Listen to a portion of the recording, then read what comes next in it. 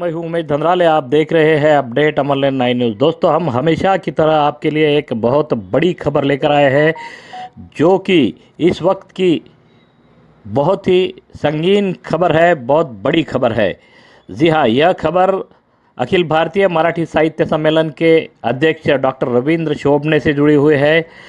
अखिल भारतीय साहित्य सम्मेलन के अध्यक्ष डॉक्टर रविंद्र शोभने अचानक से जब विद्रोही साहित्य सम्मेलन के सभा मंडप में पहुंचते हैं और जिस तरह से उन्हें वहां से प्रोग्राम डिस्टर्ब करने के बहाने से बाहर का रास्ता दिखाया जाता है, अपने आप में ये बहुत बड़ी बात है।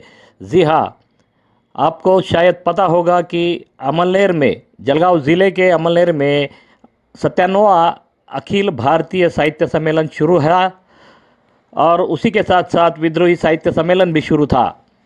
लेकिन कल अचानक से अखिल भारतीय साहित्य सम्मेलन के अध्यक्ष डॉक्टर रविंद्र शोभने विद्रोही साहित्य सम्मेलन के सभा मंडप में पहुंचे और यहां पर वह अचानक से आने से काफ़ी खलबली मची और इसी के कारण शुरू प्रोग्राम में डिस्टर्ब करने के आरोप पर उन्हें वहाँ के एक कार्यकर्ता ने, एक साहित्यिक ने हाथ पकड़कर अपमानित करके बाहर का रास्ता दिखाया।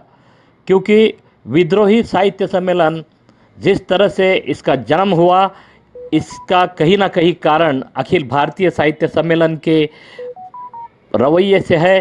क्योंकि अखिल भारतीय साहित्य सम्मेलन में सिर्फ उन लोगों को हिस्सा दिया जाता है जिनका अगर कोई गॉडफादर हो या फिर किसी से कोई बड़ा रिलेशन हो, जबकि आम आदमी को अखिल भारतीय साहित्य सम्मेलन में प्रवेशित नहीं हुआ दिया जाता।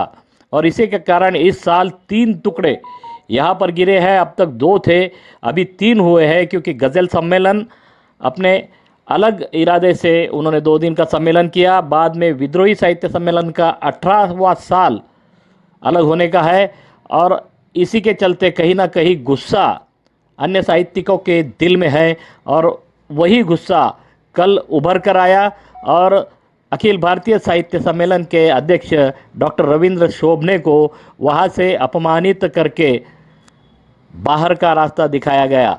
हालांकि ये बात अलग है कि बाद में जो माहौल था वो संभालने की कोशिश की गई, उन्हें कुछ मीठा खिलाया गया, लेकिन बूंद से गई वो हौद से नहीं आती और यही कारण रहा कि डॉक्टर शोभने को वहाँ से निकलना पड़ा, काफ़ी बेआबरू होकर निकलना पड़ा।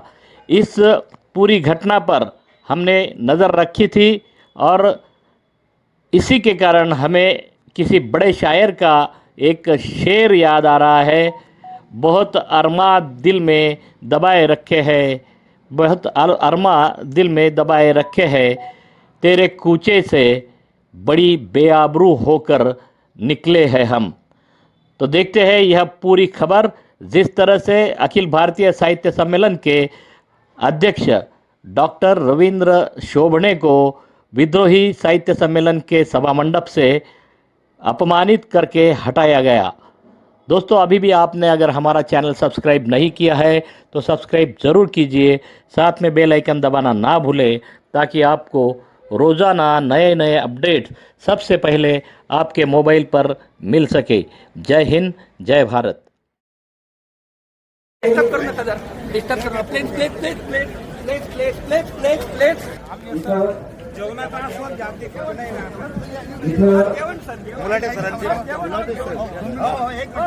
डॉक्टर अशोक कोकणे यांचा सत्कार होतोय।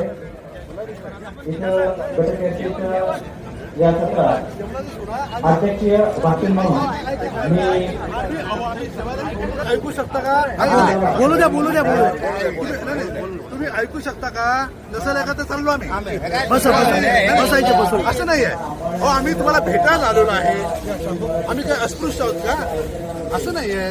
आम्ही तुम्हाला भेटायला आलाय एक ज्याला पण आम्ही सुहृद त्यांना भेटायला आलो. सर अस्पृश्यता तर संपली ना सर. तेच म्हणतो ना मी. मग चला चला चला हा जो प्रकार बसायचं सर. नाही बसत नाही. आम्ही अध्यक्षांना भेटायला आलो, भेटून निघून जाऊया असं नाही.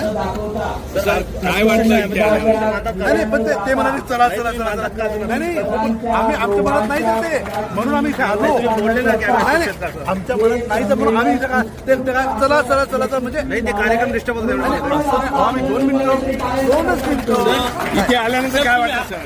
छान वाटलं. अतिशय चांगलं वाटलं की सगळी आमचीच माणसं आहे, आमचेच बंधू आहेत आणि त्यांना भेटायला मी आलेलो आहे. काय अनुभव आला इथं? हा अनुभव वाईट आहे. पण जा बाहेर जा असं नाही. आम्ही स्वागतशील आहोत. तुम्ही सुद्धा स्वागतशील असणं. साहित्याचे कुठलेही प्रवाह हे स्वागतशील असायला पाहिजे. अनेक विद्रोही साहित्यिक हे मुख्य प्रवाहामध्ये आलेले आहेत. मुख्य प्रमुख झालेले आहेत. शंकरराव खरात किंवा केशव मेश्राम उत्तम कांबळे हे अखिल भारताच्या अध्यक्ष झालेले आहेत झालेले आहेत. त्याच्यामुळे कसं आहे की प्रत्येक साहित्यधारीची साहित्य प्रवाहाची भूमिका ही स्वागतशील असावी या मताचं. आणि वासुदेव मुराटे आम्ही एका प्रवाहामध्ये लेखन सुरू केलेलं आहे. सर आपण मुराटे साहेबांची आपली काही चर्चा झाली? हो बोलणं झालं. मी त्यांचं अभिनंदन केलेलं आहे. त्यांना सांगितलं आम्ही तुम्हाला भेटायला येतो आहे. मग आता बोलले हो त्यांना आमची भेट झाली ना. आम्ही गुळावरी भेट घेतली. सर परिसंवादाची गर्दी पाहून काय वाटतं? चांगलं आहे ना. तुमचे प्रयत्न चांगले आहेत, तुमचे परिसर चांगले आहेत. अहो जे तुम्हाला वाटतं ते आम्हालाही वाटतं. हे कसं आहे की तुम्ही ज्या दिशेनं जाता ती आमची दिशा आहे ना. सर पण 97 अखिल भारतीय मराठी साहित्य संमेलनाला अपेक्षित गर्दी जमली नाही, अपेक्षित साहित्यिक आले नाही, याबद्दल आपल्याला काय? कसं होतं आपण नदीतून फोटो काढायचा की मागून फोटो काढायचा त्याआधी ठरवायचं. फोटो कार्यक्रमाला डिस्टर्ब का करता एवढाच प्रश्न आहे. इथं आमचा पूर्वनियोजित कार्यक्रम आहे. पूर्वनियोजित कार्यक्रमाला डिस्टर्ब का करता एवढाच प्रश्न आहे. पूर्वनियोजित कार्यक्रमाला डिस्टर्ब का करता? विद्रोही साहित्य संमेलनामध्ये पूर्वनियोजित कार्यक्रम चालू असताना आपण आलात, आपलं स्वागत आहे, आपण जेवायला या, डिस्टर्ब करू नका. झालेला कार्यक्रम डिस्टर्ब करू नका. झालेला कार्यक्रम डिस्टर्ब करू नका अशी विनंती अध्यक्षांना आम्ही केलेली आहे. विद्रोहीचा कार्यक्रम चालू आहे.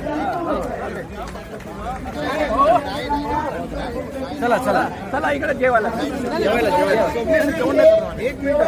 हो सर इथं डिस्टर्ब करू नका. तुम्ही इथं डिस्टर्ब करू नका. आम्हाला सुद्धा शेड्यूल आहे. आम्ही आलो हे चांगल्या पाहून निघा म्हणून आम्ही सांगतो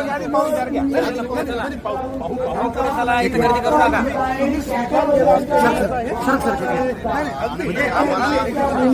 तुम्ही आम्हाला फक्त 2 मिनिटं दिली यायची. तयारी करतोय त्यामुळे ऐका ना सर. दोन गोड करा फक्त त्याचा स्वीट घ्या.